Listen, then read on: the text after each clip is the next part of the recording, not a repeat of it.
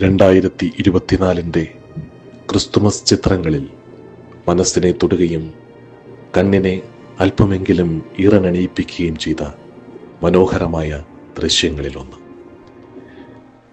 പുൽക്കൂടുകൾക്ക് പുറത്തേക്ക്, കണ്ണഞ്ചിപ്പിക്കുന്ന വൈദ്യുത ദീപാലങ്കാര പ്രഭകൾക്ക് പുറത്തേക്ക്, കാതടപ്പിക്കുന്ന വെടിക്കോപ്പുകളുടെ ശബ്ദകോലാഹലങ്ങൾക്ക് പുറത്തേക്ക്, തീന്മേശയിലെ വിഭവ സമൃദ്ധിക്ക് പുറത്തേക്ക് ക്രിസ്തു ജനിക്കുന്നതും വളരുന്നതും ജീവിക്കുന്നതും മനുഷ്യന്റെ ഹൃദയങ്ങളിലാണ്, മതങ്ങളുടെയും രാഷ്ട്രീയത്തിൻ്റെയും വേലിക്കെട്ടുകൾക്കുള്ളിലല്ല എന്നോർമ്മിപ്പിക്കുന്ന മനോഹരമായ ദൃശ്യം.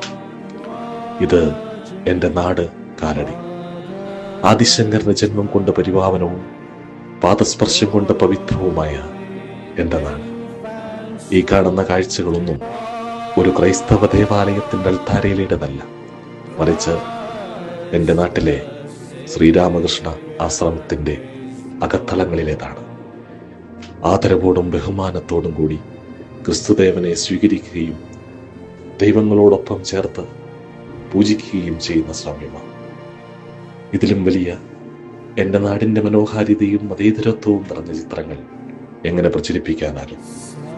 അഭൂതപൂർവമായി ക്രിസ്തുമസ് ട്രീകൾ തകർക്കപ്പെടുകയും ക്രിസ്തുമസ് ആഘോഷങ്ങൾ തടയപ്പെടുകയും ചെയ്യുന്നിടത്ത് ഇത്തരം കാഴ്ചകൾ മനസ്സിനെ സന്തോഷിപ്പിക്കുക മാത്രമല്ല, പ്രതീക്ഷകളും പ്രത്യാശയും നൽകുന്നു. ഇതാണ് ക്രിസ്തുമസ്. ഇതായിരിക്കണം ക്രിസ്തുമസ്.